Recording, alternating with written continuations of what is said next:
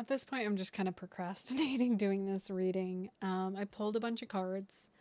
Um, this is an extension of the last reading that I just posted here on YouTube as well as on TikTok, the one with blue mirror, mirror blue. And I'm going to read the song because the song was coming up. And what is. Oh, that's on my screen. Oh my God. Guys.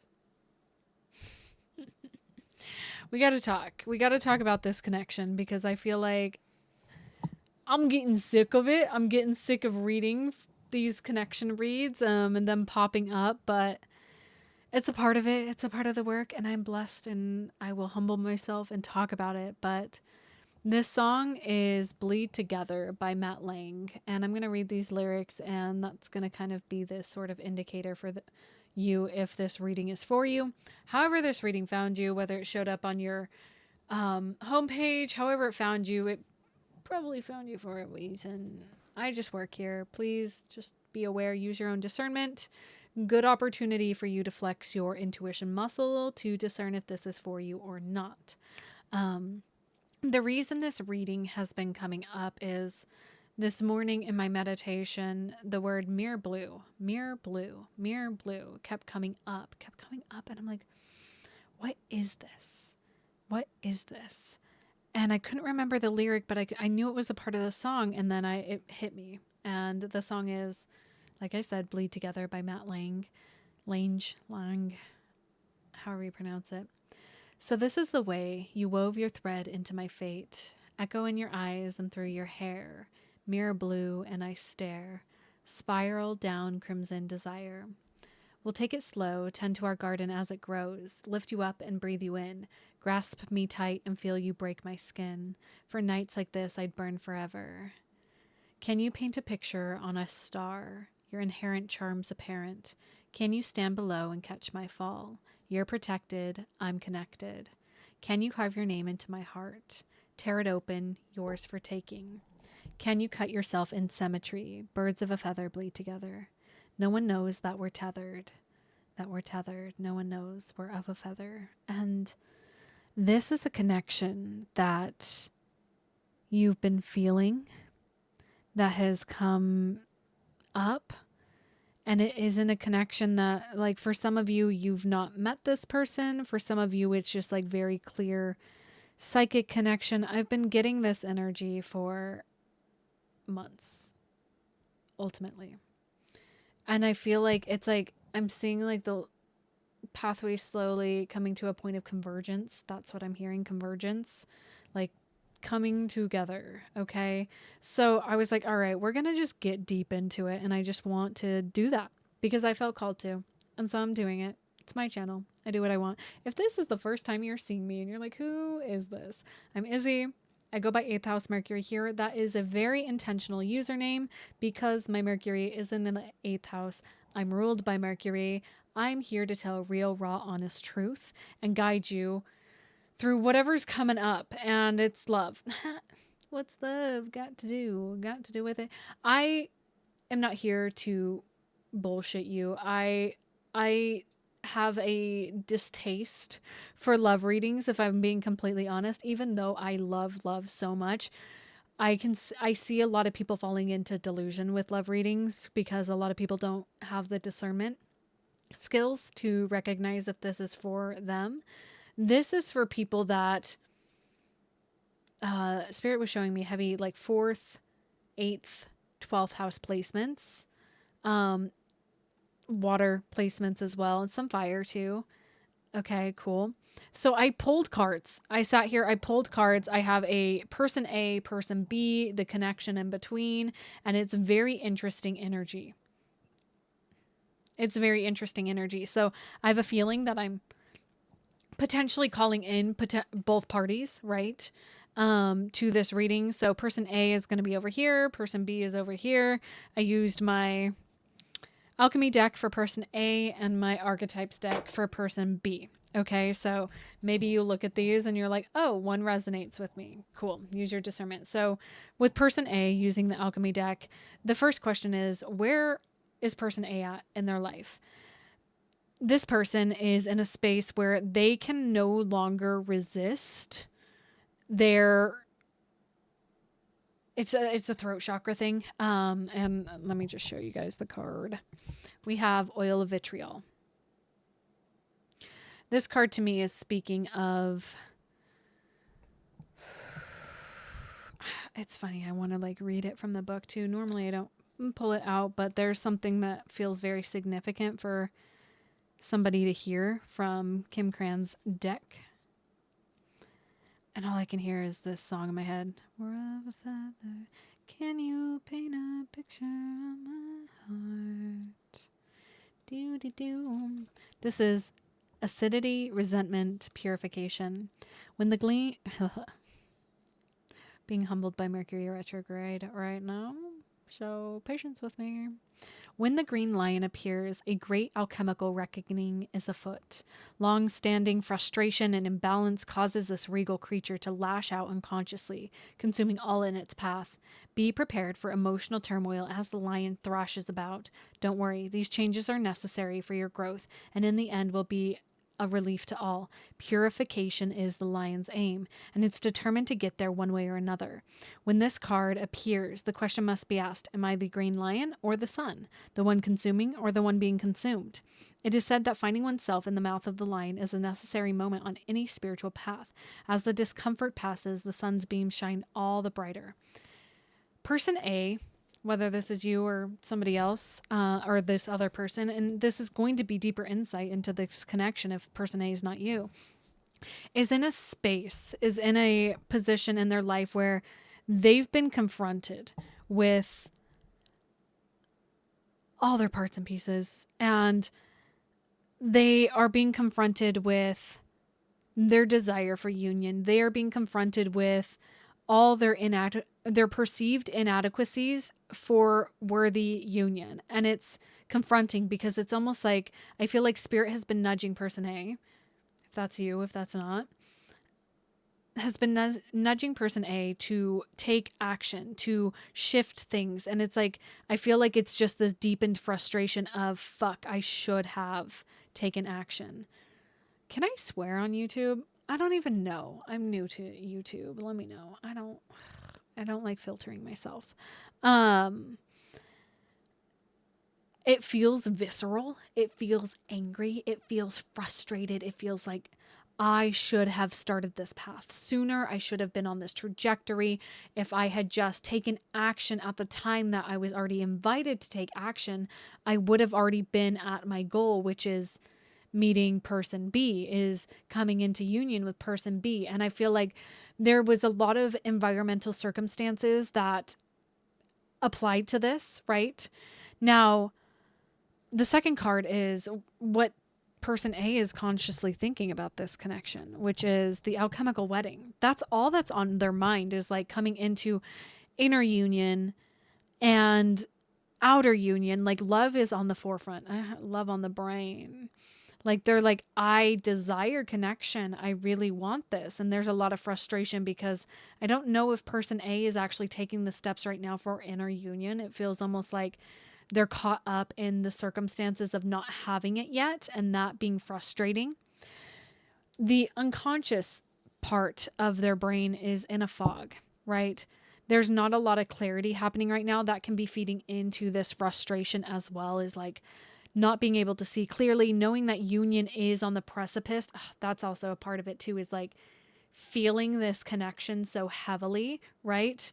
No one knows that we're tethered. That's what this song says. Nobody knows that you guys are connected, right? You guys are connected to each other, and it's frustrating.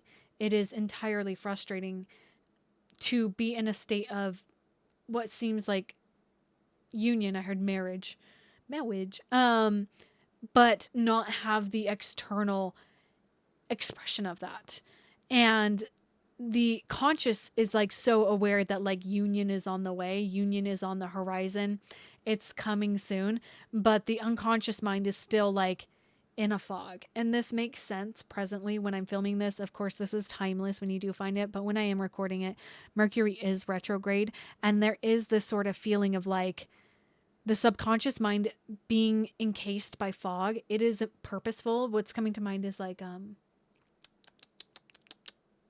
you know, the fog from, there's like a fog. Oh, it's reminding me of a book I read as a kid where like one of this, oh gosh, I'm going on a tangent. Dragon energy is important to this apparently because this book's about dragons. That there was this people that could shapeshift into dragons, right? They could turn into dragons. And like one of the dragon's gift is this fog that makes people forget things. I just got a notification, Google Chrome notification that said, I'm back. I'm back. So there might have felt like the connection was severed for a second, or like the fog is kind of disconnecting you or making you forget. And that can be maddening too, because your conscious mind's like, no, this is here, but the subconscious mind's kind of like floating and drifting. Now,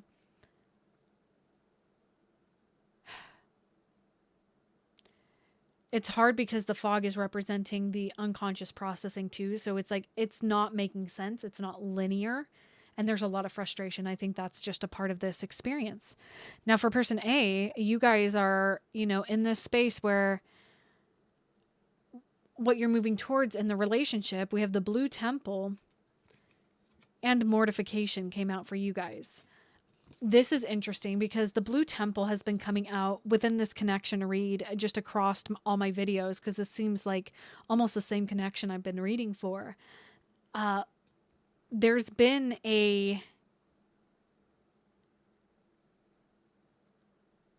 like reconfiguration, a death to your inner temple, a death to and a transformation of your inner realm. And that's been really hard because it almost seems like, I think the way person A, you used to connect to this relationship was through dreams, was through meditation, was through these deeper practices. And it almost seems like it's been cut off, severed a bit. But again, that notification, I'm back. I'm back. I feel like this is coming back. It was a temporary pause. I heard rebuilding a new inner sanctuary for yourself is going to be rebuilding your connection to your intuition, person A. That is what's coming through to help you move towards in relationships and relating to this person and to connecting to person B, right? Is rebuilding your intuition. And this feels like your inner feminine. That's so funny. My meeting recording from a client just popped up. A cloud recording is ready for viewing now. Like it's there. Your intuition's there. I feel like you're trying to wrestle it in a way that doesn't fit the parameters of your reality anymore. Everything's changed for you. Everything has changed since this eclipse portal, since February 17th to March 3rd, 2026. It's like everything's changed. What you used to conceptualize about the world has changed, and so then your connection to your intuition has changed, person A, and that's been like a whole upheaval. And it's been important that you have rebuilt this, that you have connected to this. I don't want to dismiss this part of your journey. Like it feels really important that you settle into this and like let yourself take some time to reconnect to your intuition, and not for the purpose of union, but for the purpose of you and your sanity, for your peace of mind. Okay. Now, for your own inner union, because that's a part of this, on your inner masculine sides, we have Pluto. Your inner masculine has been going through literal death and rebirth. Like, for you, person A, like, I really feel like you have been going through the process of reconnecting to your inner masculine in a way that, like,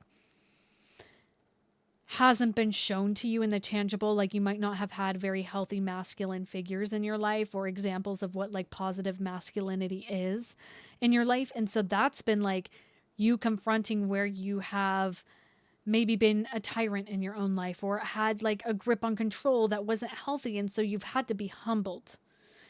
Spirits humbled you by saying, okay, well, that part of you has to die, right? That part of you has to be released. That part of you has to be let go and transformed. And I heard it's been humbling. It's been humbling.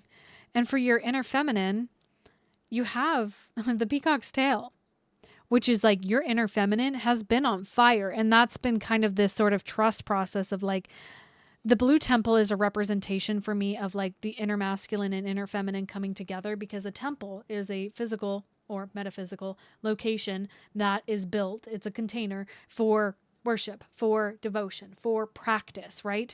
The temple is representation of the masculine, and the practice that happens is the feminine. And so it's like the intuition has been there. It just has been lacking a container. It's been like kind of maybe a little bit naive almost, where you'll get glimpses of like the peacock's tail represents for you guys this sort of like seeing the future, seeing the vision, third eye open. I feel like your third eye has been like really aware of the higher intuitive levels, but has been lacking the like grounding into it.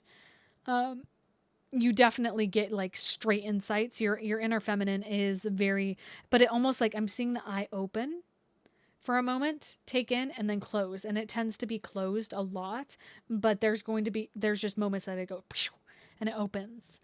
Now the relationship between your inner feminine and inner masculine, I had to pull in a clarifier because I was like, oh, this is weird. We have vinegar and Jupiter. And what this is telling me, I heard like you need to find your own recipe and balance within your inner masculine and inner feminine, because vinegar can be a very yummy addition to a dish, but if you put too much vinegar, it overpowers it and it's too much. And the same thing with Jupiter coming in, it's almost expanding this energy and bringing, I'm hearing like a little bit of a warning sound of like, you need to find balance between your deep intuitive insight and how to listen to it, how to start building a new structure, a new blue temple, a new space for your intuition, a new practice almost. It feels like devotion to practice to connect into that inner union. Whew, whew. Now, what your inner masculine learning is perspective, right? This death and rebirth has been very intense. Let's be honest. It's been very intense. And it's up to you to perceive it as a gift or a curse. It's totally up to you. And that's what the yellowing has been showing you. And I feel like you have witnessed that. You have been like, oh, like this sucks. Or, oh, wow, what an opportunity for me to grow. And that is entirely up to you of your actions of this dismantling. And then your inner feminine is learning like the cyclical nature of thing with Ouroboros, of like understanding like, yeah, I can't always be channeling, I can't always be on, I can't always be pulling in information, I can't always be intuiting. I have to find a balance, and allowing the death and rebirth that's happening for the masculine be a fertile soil for me to like transmutate and help. And so I almost feel like your inner feminine has been very present, but your inner masculine is kind of like getting it. Like I just saw like in my mind's eye like a street fight, like it's like a 1v like 5, and they're like getting just like pummeled, and it's intense. And your inner feminine is like, well, I told you not to like go out, I told you not to do this thing, and you did it, and you keep ignoring me when I've told you very clearly like what you need to do, which is like a devotion to like me. I need you to be devoted to me. I need you to be devoted to your spiritual practices and like create a container so I can create and that we can work together. Like I'm seeing your inner feminine, it's just like, I told you so. I told you, I showed you this, but you just keep ignoring me because there's a lack of inner trust, I think. And this stems a lot deeper. Group A, person A. This stems a lot deeper than just like inner masculine, inner feminine. It's really, I'm seeing a lot of mother wounds where it's like, that nurturing, that like trust in the feminine, or past betrayals too from feminine figures in your life of like, I can't trust women. And it doesn't matter if you're a masculine or feminine, like betrayals happen female to female, male to female. They then like, it doesn't matter your gender identity or like what you choose to express. Like there is still pain that comes from the feminine expression. And it's like, can I trust this? Like that is your invitation. That is your invitation, person A, is to like get to know your inner I heard court your inner feminine. You want to court this, like other relationship, you have to court your inner feminine and make her feel safe, make her feel cherished, make her feel loved and heard and appreciated and worshipped. And like, not outsourcing that. That's like a big piece of this. Yeah. Okay. We're going to leave that for a moment. Person A, we're going to jump to person B. And then after person B, we're going to jump back into like this connection and kind of get clarity. I just heard, why are you my clarity if I love? Okay. All right, person B, welcome. Hi. You guys are kind of cheeky. Yeah. So for your energy, where you're at in your life right now, we have the comic and then the one. You're just like in this state of like, yeah, like this is kind of funny at this point, like the amusement of the connection of the like, I'm feeling this, it's around me, but it's kind of funny, it's a little frustrating, but deciding to have humor in it where it's just like, I just got like a notification from an app and it just feels like this is this person communicating to me, or like you read something in a book and you're like, wow, this feels directly from my counterpart that has been in my field, or even in dreams you're like having full ass communication with person A's higher self and like connecting with them and watching them in their process, and you're just like, I wonder if eventually they'll get it, like, get it going, right? And I feel like you have a little bit of a lightheartedness to this though, where it's like, just like, we're just gonna have to see. We're just gonna have to wait and see and be pleasantly surprised. It's so funny. I keep touching my hair and fixing my hair in this too, where I just feel like you definitely feel their energy. Like I already tuning into your energy, I feel vastly different than person A's. Like I'm just like, I'm just seeing like the little mouse with the bow. Like, I'm just a girl, I'm just a boy kind of thing. You're just like, I'm just sitting here and like aware. And it almost feels like too where you're not in this space of like active pursuit of person A. It's like, I know that they are like, you already have known that they're moving through this. You already knew this. And so you're just like, I just have to be patient and just have joy and humor in life. Now, for you, like what you're consciously feeling about this connection, we have the ring and the village. This person feels like home. Like you literally, when their energy is around you, you're just like, I'm home. This is home to me. This connection is home to me. And I feel like I can soften. I feel like I can just be myself. I can give and receive. And there's devotion with the ring here. Like there is like commitment. It feels like, again, like spiritual marriage. Like it feels like I'm married to this person. This is a connection that just is so deeply powerful. Like you're aware of this. And then for, your unconscious processing, we have anima mundi, which for this to be your unconscious part of your mind, your unconscious, not very unconscious. I'm going to be completely honest, because this is everything and nothing. This is I'm going to read this one. Actually, I haven't read this card in a long time. And it's the highest card in this deck, man. I've had this deck for so long. Look how like my book's all bendy. The soul of the world, all that is, right? Your unconscious mind's like, yeah, this is just a part of the cycle. Again, the comic and the one. You're like, it's just a part of it. Anima mundi epitomizes the principle of accept all, reject none. Simply put, it's the living soul of the world in all of its multifaceted, multidimensional layers, bonded together by loving cosmic forces. Diversity is celebrated, multiplicity is honored, and nothing is denied. Embrace. Constructs of separation dissipate into the wonderful mess of shared consciousness. Anima mundi is the link between the literal and the imaginal, the rational and the mythic. It is the connective fiber that makes life meaningful. This card indicates an initiation on a level of the soul. You will awaken the unique light within and witness how this light contributes to the radiance of the entire universe. You will sense yourself at a critical note of the cosmic orchestra. Destiny is altered as you hear the enchanted melody of all living things. Your subconscious and unconscious mind is just tapped in. You're aware that there is a lot there's bigger parts at play in this connection than just the union itself. And that's why I feel you have such a deeper, like, patience, a deeper reverence. Like you're already like, I already have things that like I can be focused on. I have my passions. I have my stuff. Like this is not, you want this? Yes, you do want this. Person B, you want this. But it's also like you're aware that person A has a life of their own and that they are making their own choices at the end of the day. And like you just know that this connection goes beyond what is in the tangible 3D realm. So, yeah. And as far as like moving towards in relationships for you, person B, we have agape, which is unconditional love. Like you're literally already pouring devotion into this person. With Anima Mundi as your subconscious card, I almost feel like you are kind of holding space for them. And it doesn't feel like it's draining you. It doesn't feel like it's at a lack or anything, because you understand that love is not a lack and you have an abundance of it. So you're like, I'm just going to love them. I'm going to continue to love them until, there's nothing, until everything.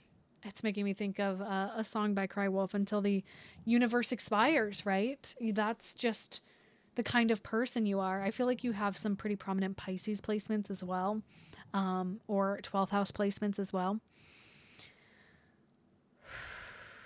Now, let's talk about your inner masculine. We have the Bardo. I'm going to be honest. I feel person A is a little bit more masculine. Person B is a little bit more feminine. But of course, I'm not going to like specifically assign that. But with your inner masculine being in the Bardo, it's like literally your masculine's in the in between, is in the liminal realm. It's like, where are you? Where even are you? But let's bring this into connotation for you, because this is very interesting, because your actions and your energetic desire forward, it feels like Mars is in Pisces right now when I'm filming that. There's this, I'm like, how do I speak about this for you guys, for your masculine? Your inner masculine has been reconstructing parts of your psyche within yourself. It's been a very interesting sort of dynamic that's happening between your inner masculine and inner feminine. And we're going to talk about it. It's actually really fucking cool now that it's piecing together in my mind as I'm tuning into your energy, because your inner masculine is like, oh, we need to work on the architecture of our psyche. We need we got everything set up externally. Like your life on the physical level feels like it's running pretty like a well-oiled machine. You've got those systems under control for the most part, but it's the internal processing systems that are going through upgrades. And I'm going to connect this because your inner feminine is the riddle and your connecting piece is the vessel. With that being said, like your inner feminine is going through a sort of like, there's a bit of elusivity to that part of you where it's like, I feel like your feminine has been showing up in a way that is more symbolic and a bit more like signs and symbols and synchronicities. It's not like very linear. It's very like abstract is what I'm getting at with this riddle card. But the two of them coming together as the vessel,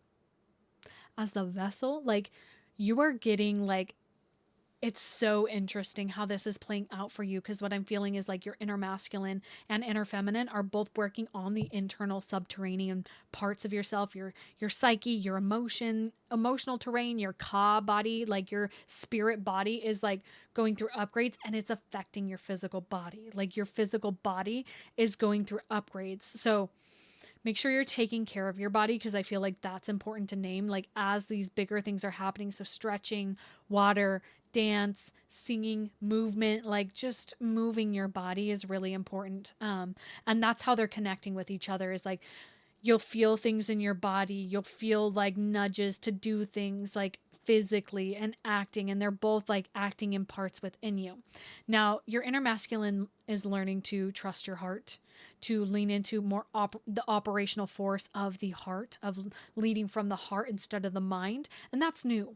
I feel like that's new for him, I'm just going to use those pronouns, that's new for him to like express from the heart, but it's been so freaking beautiful for you. You're like, yeah, this is beautiful. This is my heart. This is my masculine, like tending. It's, you have completely rewired your inner masculine. You're no longer fearing this part of you. You're no longer like um, in it too heavy where you're like in your masculine a bunch where you're like building, creating, doing without receiving. You've found this like reprieve. And your inner feminine is learning to lean into her powers. And with the riddle, it's like, it's not making sense, her powers, but it's like, it doesn't have to make sense. Intuition and magic and the feminine essence is a riddle. It's the void. It is the darkness. It's not supposed to make sense.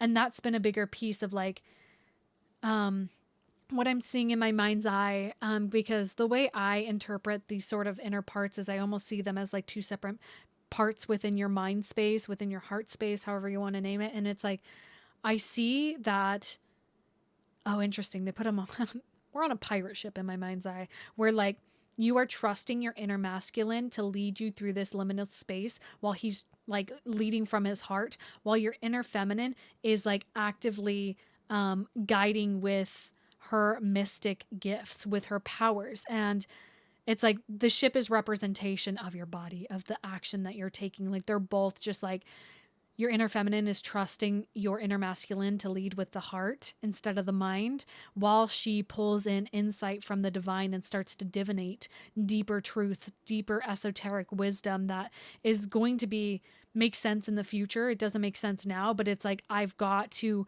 trust that you can guide this ship from, like, she's like, I've given you like the insight, I've helped you, like, please take care of me while I need to go on this, like, unravel this riddle of my internal world and these insights that are coming from the divine, and they're coming together in the body. So like relating in your physical. Whoa, this is really freaking cool.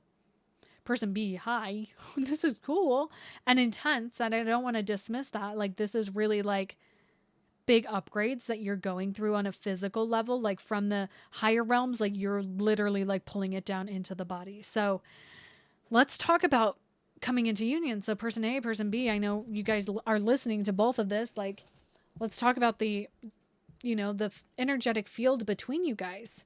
The thread connecting you guys is conjunction. You guys are connected. And what's been popping up as I sit up, let me just raise that up as I'm getting, gotta crack the back.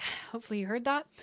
What's been happening in my mind's eye, like when it comes to reading this connection, is it's like, your energetic fields are like literally overlapped on top of each other. So like for person A, you're sitting there, you have your spiritual body inhabiting your body, but a person B's spirit body is also inhabiting yours as well. And like vice versa. And I feel like you guys are working on parts and pieces for each other. Like it feels like you're operating alone, but you don't even realize that you guys are operating together. Right?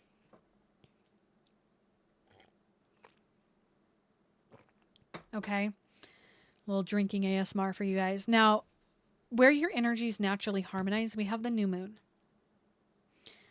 And it's so interesting, the rest of these cards.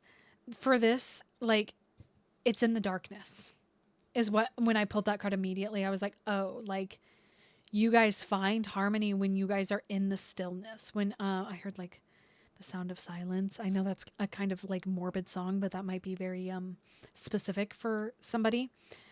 The Luna moths feel very specific on here too, and there's a little caterpillar guy. I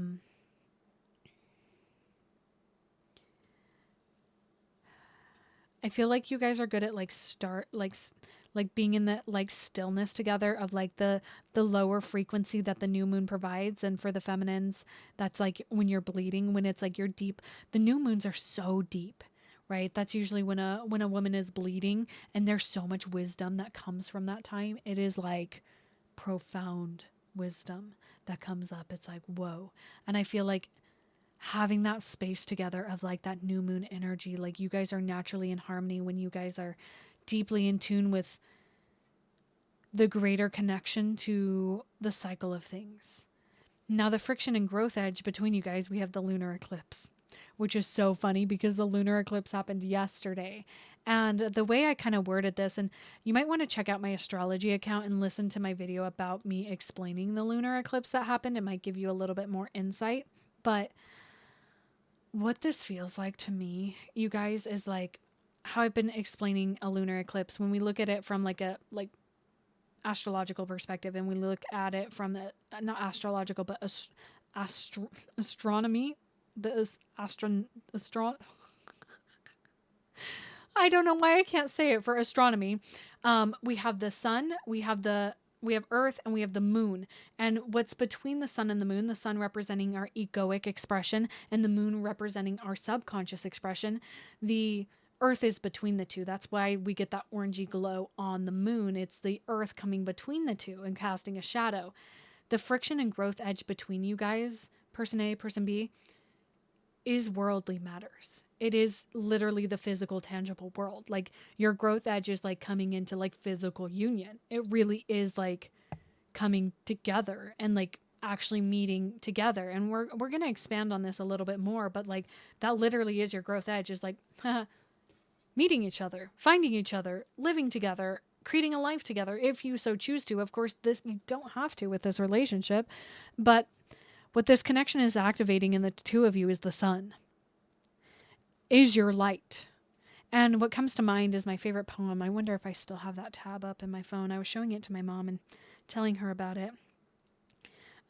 This is a poem that I always share with partners that I have been with, because it really is like sort of the embodiment of union that I personally desire, and I feel like this is coming up for a reason for you guys. This is a poem by Rupi Kaur. So, I do not want to have you feel the empty parts of me. I want to be so full on my own. I want to be so complete I could light up a whole city, and then I want to have you, because the two of us combined could set it on fire. And there's like these two light bulbs there, and that's why I'm bringing that up, because you guys are, what came to mind is like, can you have a universe that has two suns, right? Can you guys create a universe or a world together that has two suns that planets can orbit? Because you guys are both very strong individuals, and it's a lot to like find that balance and equilibrium of two very powerful people coming together. Okay, now tell me more about this worldly pursuit of like the earth coming between you guys, about that. We have the moon, and we have the mystical sister. Both of you I'm inviting you guys to continue to trust your intuition, to continue to trust the timing of this, the divine timing. We have the great work at the bottom, to trust that things are unfolding at the pace that they're supposed to. And that can be frustrating. Let me show you something. My eyes just went to my umbrium and my espion. Geyser. And kiss. That's me right now doing this reading for you guys. I'm like, and kiss. Because I would love for you guys to come into union. Absolutely. But it's a matter of like, there's other parts and pieces at play. Now,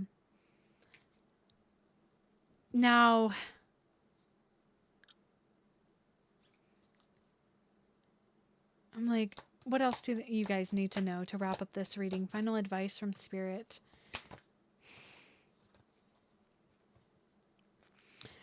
We have the King,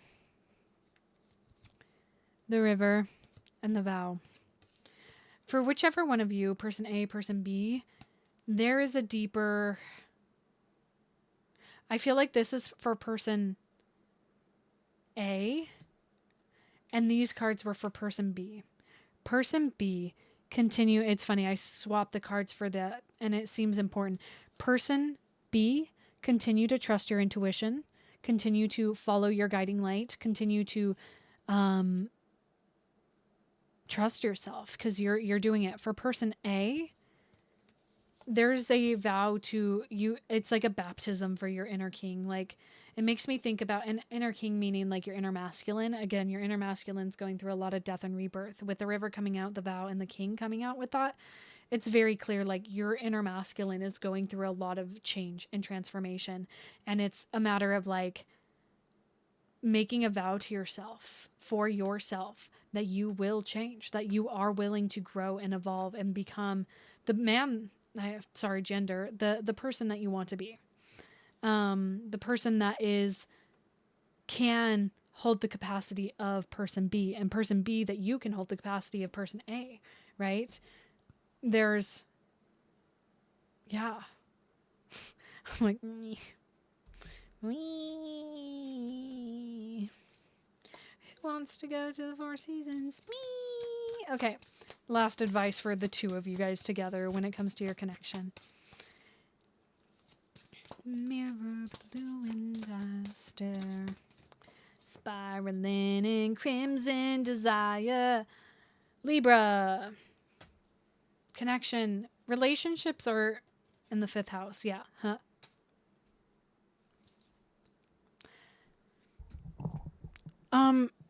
This is going to be very interesting advice for the two of you.